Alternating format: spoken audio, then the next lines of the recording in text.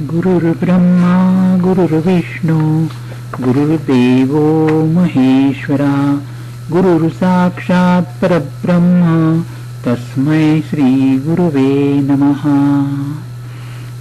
ब्रह्मानन्दं परमसुखदं केवलं ज्ञानमूर्तिं द्वन्द्वातीतं गगनसदृशं तत्त्वमस्यादिलक्ष्यम् एकं नित्यं विमलवचनं सर्वधी साक्षिभूतं भावातीतं त्रिगुणरहितं सद्गुरुं तन्नमामि। अवधूतचिंतन श्री गुरुदेव दत्त, अवधूतचिंतन श्री गुरुदेव दत्त, अवधूतचिंतन श्री गुरुदेव दत्त। मी पाहिलेले परमपूज्य श्री नारायण काका ढेकणे महाराज। महाराष्ट्र म्हणजे संतांच्या चरण रजाने पुनीत झालेली पुण्यभूमी। येथे संत ज्ञानेश्वर, संत एकनाथ, संत नामदेव, संत तुकाराम, समर्थ रामदास स्वामी यांच्यासारखे अनेक थोर महान संत होऊन गेले। त्यांनी आपल्या लेखनाने, वर्तनाने, उपदेशामृताने आणि प्रवचन कीर्तनाने जनसामान्यामध्ये भक्ती, ज्ञान आणि वैराग्याची ज्योती प्रज्वलित केली। या महान संतांचा वारसा पुढे गेल्या 1-1.5 शतकात परमपूज्य श्री गुळवणी महाराज, श्री वासुदेवानंद सरस्वती टेंबे स्वामी महाराज, परमपूज्य श्री दत्तात्रय कवीश्वर महाराज यांनी चालविला। त्यांच्या महान कार्याची धुरा योग तपस्वी योगीराज श्री नारायण काका ढेकणे महाराज यांनी चालविली। परमपूज्य काकांचा जन्म आषाढ शुद्ध पंचमी म्हणजे 3 जुलै 1927 या शुभ दिनी धुळे गावी झाला। एका अत्यंत धर्मपरायण कुटुंबात त्यांचा जन्म झाला होता। बालवयातच उत्तम संस्कार झाल्यामुळे त्यांची वृत्ती अध्यात्माकडे अधिक होती। शालेय आणि महाविद्यालयीन शिक्षणात ते एक प्रखर बुद्धिमत्तेचे विद्यार्थी म्हणून प्रसिद्ध होते। BSc BE सिव्हिल या यांत्रिकी शास्त्राच्या पदव्या प्राप्त करून ते उच्च शिक्षणासाठी कलकत्ता युनिव्हर्सिटीमधून ME पब्लिक हेल्थ ची परीक्षा उच्च श्रेणीत उत्तीर्ण झाले। त्यांनी शिक्षणोत्तर महाराष्ट्र शासनातील पाणी पुरवठा व अन्य विभागात तसेच महाराष्ट्र इंजिनिअरिंग रिसर्च इन्स्टिट्यूट या संस्थेत अनेक उच्च पदांवर कार्य केले। स्थापत्यशास्त्रातील संशोधनाबद्दल त्यांना इन्स्टिट्यूट ऑफ इंजिनियर्स कडून सुवर्ण पदक मिळाले होते। ते इसवी सन 1985 साली अधीक्षक अभियंता या उच्च पदावरून सेवानिवृत्त झाले। लहानपणापासूनच त्यांना संस्कृत भाषा, भारतीय तत्वज्ञान आणि योगशास्त्राबद्दल अत्यंत आवड होती। ते कॉलेजात असताना त्यांनी 1950 साली बंगालहून दक्षिणेत आलेल्या परमपूज्य श्री लोकनाथ तीर्थ स्वामी महाराजांकडून सिद्ध योगाची, शक्तिपात योगाची दीक्षा घेतली होती। उच्च शिक्षण, उत्तम नोकरी असून सुद्धा त्यांनी आजन्म ब्रह्मचर्याचे व्रत स्वीकारून ते काटेकोरपणे पालन केले। सिद्ध योगाची अखंड साधना केली आणि सद्गुरुपदास ते पोहोचले। परमपूज्य श्री लोकनाथ तीर्थ स्वामी महाराजांचे जे अनेक शिष्य भारतात पसरले आहेत त्यामध्ये महाराष्ट्रातील परमपूज्य गुळवणी महाराज, परमपूज्य श्री दत्त महाराज कवीश्वर आणि परमपूज्य नारायण काका महाराज हे अग्रगण्य होत।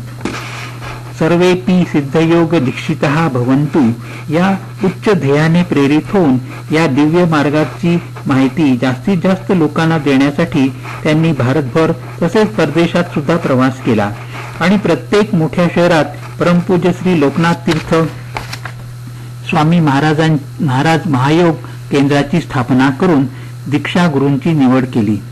नुसत्या भाषणाने, प्रवचनाने आत्मलाभ होणे कठीण असते, तो ज्ञानानेच होतो आणि आत्मज्ञान केवळ योगानेच प्राप्त होते हा परमपूज्य काका महाराजांचा दृढ विश्वास होता।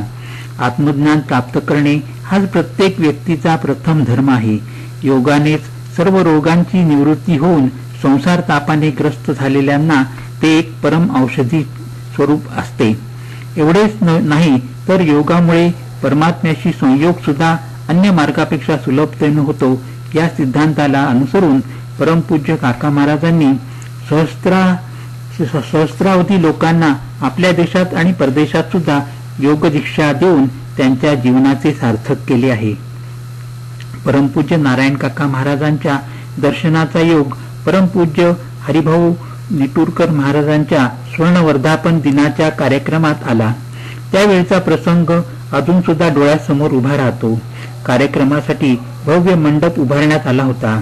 समोरच्या बाजूला व्यासपीठावर एका बाजूस परमपूज्य काका महाराज आणि दुसऱ्या बाजूस परमपूज्य श्री निटूरकर महाराज विराजमान होते. परमपूज्य काका महाराजांनी आपल्या भाषणात परमपूज्य हरिभाऊ महाराजांच्या कार्याचा गौरव करून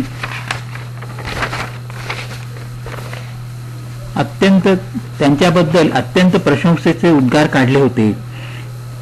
वक्त्यांसमोर सभामंडपात 150-200 साधक भक्तगण आत्मीयतेने त्यांची भाषण ऐकत होते. भाषणोत्तर सामूहिक साधनेचा कार्यक्रम झाला. मंडपात प्रथम रांगेत मी बसलो असल्याने दोन्ही गुरुजनांचा प्रसन्न चेहरा स्पष्ट दिसत होता. सायंकाळी 6 वाजता साधना सुरू झाली आणि आश्चर्य असे की मला आपोआप क्रिया होऊ लागल्या. मस्तक भूमीवर टेकून या उभय गुरुदेवांना नमस्कार घडू लागला. मन एका अनामिक आनंदाने भरून गेले. येथुनी आनंदू रे आनंदू हे एकनाथ महाराजांचे भजन सहज स्फूर्तीने मुखातून बाहेर पडू लागले. त्या वेळच्या आनंदाचे वर्णन शब्दात करणे केवळ अशक्यच आहे. साधनेतील तो 1 तास कसा गेला ते कळालेच नाही. हे सारे गुरुजनांच्या कृपेचेच फळ होते. यानंतर दिवाळीच्या पाडव्याच्या परमपावन दिनी मला परमपूज्य श्री हरिभाऊ निटूरकर महाराजांकडून विधिवत दीक्षा प्राप्त झाली. परमपूज्य नारायण काका महाराजांच्या दर्शनाचा योग दुसऱ्या वेळी पुण्यातील वासुदेव निवास या वास्तूमध्ये आला. मी पुण्यात गेलो असताना वासुदेव निवास पाहण्यासाठी गेलो होतो. त्यावेळी परमपूज्य काका महाराजांचा तेथे थोडे दिवसासाठी मुक्काम होता. यावेळी त्यांना अगदी जवळून पाहण्याची आणि वार्तालाप करण्याची सुवर्ण संधी मिळाली. त्यांच्या दर्शनाने मन एवढे आनंदाने भरून गेले होते की त्यांच्यासमोर काय बोलावे हे सुचत नव्हते. ते अन्य तरुण विद्यार्थ्यांच्या प्रश्नांना समर्पक आणि समाधानकारक उत्तरे देत होते. बोलताना त्यांच्या विनोदी स्वभावाची जाणीव होत होती. परमपूज्य काकांच्या दर्शनाचा तिसरा योग पिठापुरम येथे झालेल्या परमपूज्य वासुदेवानंद सरस्वती टेंबेस्वामी महाराज यांच्या साहित्याच्या प्रबोधिनीच्या अधिवेशनाच्या प्रसंगी आला. या ठिकाणी परमपूज्य काका महाराजांच्या रसपूर्ण भाषणाचा आस्वाद घेण्याची संधी तर मिळालीच, शिवाय 3 दिवस त्यांना अगदी जवळून पाहण्याची, चरणस्पर्श करण्याची सुवर्ण संधी सुद्धा मिळाली. परमपूज्य काका महाराजांनी आपल्या भाषणात सिद्धयोगाचे महात्म्य प्रात्यक्षिकाद्वारे श्रोत्यांना पटवून दिले होते. भाषणोत्तर सामूहिक साधनेत त्यांच्या जवळ बसून साधना करण्याची संधी मिळाली. या संमेलनाचे 3 दिवस जणू पंख लावून उडून गेले. परंतु परमपूज्य काका महाराजांच्या उपदेशाचे बीज मात्र अंतःकरणात खोलवर रुतून बसले. परमपूज्य काका महाराजांची अनेक वर्षांपासूनची इच्छा होती की पिठापुरम क्षेत्री सिद्धयोगाच्या प्रचार आणि प्रसारासाठी आपल्या मालकीची एखादी वास्तू असावी. श्रीपाद प्रभूंच्या कृपेने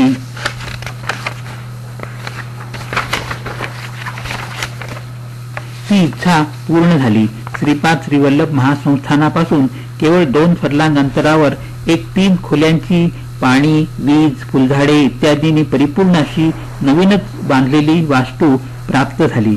या वास्तूच्या खरेदीच्या संदर्भात परमपूज्य काका महाराज पिठापुरम क्षेत्री आपल्या ट्रस्टच्या सहकाऱ्यांसह आले होते. त्यावेळी त्यांचा पिठापुरम क्षेत्री 5 दिवसाचा मुक्काम होता. या काळात त्यांच्या सत्संगाचा तर लाभ झालाच, तसेच त्यांना अतिशय जवळून पाहण्याचा योग आला.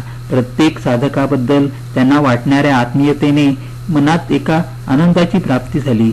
या 5 दिवसात त्यांच्याबरोबर काकीनाडा, द्राक्षाराम, अण्णावरम ही क्षेत्रे पाहण्याची सुवर्ण संधी मिळाली. पिठापुरम क्षेत्रातील कुक्कटेश्वराचे महादेवास परमपूज्य काका महाराजांनी रुद्राभिषेक केला होता. त्या प्रसंगाचे दृश्य अत्यंत नयनमनोहरी होते.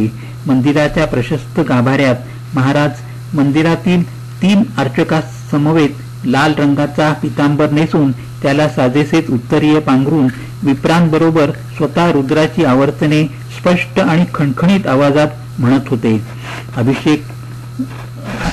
अशा प्रकारे अभिषेक चालला होता. त्यावेळी दिसत असलेले त्यांचा तेजपुंज चेहरा, तेजस्वी नेत्रद्वय, सरळ नासिका आणि या सर्वांना शोभणारी पांढरी शुभ्र दाढी पाहून वाटत होते की प्रत्यक्ष भगवान महादेवच प्रकट होऊन अभिषेक करीत आहेत. परमपूज्य काका महाराजांच्या प्रसन्न व्यक्तिमत्वाने, अत्यंत मधुर सालस आणि लागवी वाणीमुळे प्रत्येक मंदिरात तेथील अर्चक त्यांचा यथायोग्य सन्मान करीत आणि परमपूज्य काका महाराज सुद्धा प्रत्येक मंदिरातील अर्चकास दक्षिणा देत. एका महान तपस्वीकडून दक्षिणा घेऊन अर्चक स्वतःस धन्य समजत. हे 5 दिवस कसे गेले ते कळालेच नाही. त्यांच्या स्मृतीचे मंथन करण्यात मात्र एक आगळाच आनंद वाटतो. अशा आमच्या अतिप्रिय परमपूज्य काका महाराजांचा सहस्त्र चंद्र दर्शनाचा मंगल सोहळा दिनांक 14 ते 20 एप्रिल 2007 या 7 दिवसात मोठ्या उत्साहाने आणि थाटात साजरा झाला. या शुभ घडीला सर्व साधकांनी दयाघन श्री दत्तात्रेयांच्या चरणी हीच प्रार्थना केली की आमच्या परमप्रिय परमपूज्य काका महाराजांचा शतायुषीचा सोहळा सुद्धा आम्हास पाहावयास मिळावा. परंतु काळाच्या पोटात काय साठले असते ते कोणीच सांगू शकत नाही ना. जानेवारी 2012 पासून परमपूज्य काका महाराजांची प्रकृती क्षीण होऊ लागली होती. त्यातच वृद्धापकाळाच्या व्याधींनी त्यांच्यावर झडप घातली. या सर्वांना धैर्याने तोंड देत त्यांनी आपले कार्य चालूच ठेवले होते. परंतु ईश्वर इच्छेपुढे सर्वांनाच मान चुकवावी लागते ना. परमपूज्य काका महाराजांचा आजार अधिकच बळावत गेला आणि त्यातच त्यांना दिनांक 5 नोव्हेंबर 2012 रोजी देवाज्ञा झाली. या दुःखद वार्तेने त्यांच्या असंख्य शिष्यांना, भक्तांना, स्नेहितांना दुःखाच्या सागरात लोटले. त्यांच्या अंत्यदर्शनासाठी हजारो लोक जमले होते. या महान योगीराजाचे सगुण साकार रूप पुन्हा दिसणार नाही या विचाराने प्रत्येकाच्या नेत्रातील आसवे थांबत नव्हती. त्यांच्या उपदेशामृताचे काटेकोरपणे पालन करणे हीच त्यांच्या प्रती खरी श्रद्धांजली होईल. या महान योगी राजाच्या चरणी कोटी कोटी प्रणाम. हरिओम तत्सत, हरिओम तत्सत, हरिओम तत्सत.